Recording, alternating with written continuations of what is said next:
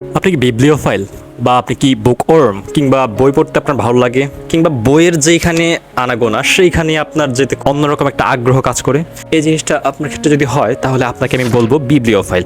But আপনি কি জানেন যে পৃথিবীর সবচেয়ে প্রাচীন বিবলিওফাইল কে ছিলেন? ধারণা করা হয় ইরাকের রাজা আশারবাণীপালকে, এবং সে 7ম শতকের ইরাকের নিনেভ শহরের রাজা ছিলেন এবং তার সংগ্রহে যত বই ছিল সেগুলো প্রায় সবই ছিল মাটির ফলকে লেখা। তার মানে হচ্ছে তার যেই আগ্রহ বইয়ের প্রতি ছিল, মানে পাণ্ডুলিপি যেগুলো তখনকার সময় ফলকের মধ্যে বই লেখা হইতো। তবে হ্যাঁ, একটা জিনিস ঠিক যে আপনার যদি মনে হয় যে আপনি বিবলিওফাইল, এটার কিছু সিমটম আপনি দেখতে পাবেন। যেমন কোথাও যদি বইয়ের কোনো আনাগোনা দেখেন, আপনার আগ্রহ খুব জলদি বেড়ে যাবে এবং নতুন পুরাতন যে কোনো বইয়ের ঘ্রাণ আপনার ভীষণ ভালো লাগবে। এটা এক প্রকার ঠিক এরকম যে নেশার মতো। তার চেয়েও বড় যে জিনিসটা কাজ করে যে অনেকের যারা বিবলিওফাইল তাদের হচ্ছে বই সংগ্রহ করার নেশাটা খুব বেশি থাকে। যেমন তাদের একটা ব্যক্তিগত সংগ্রহে বেশ কিছু বই থাকে বা হচ্ছে আগ্রহ থাকে যে হ্যাঁ বইয়ের সংখ্যা বাড়াবো।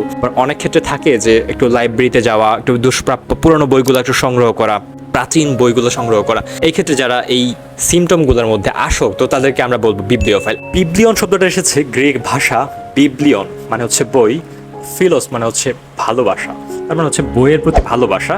এই দুইটা থেকেই হচ্ছে এই জিনিসটা এসেছে। যাই হোক, আপনার কি এরকম কোনো অভ্যাস আছে যেটা বিবলিওফাইল কিংবা এরকম যে কোনো কিছুর সঙ্গে সংযুক্ত?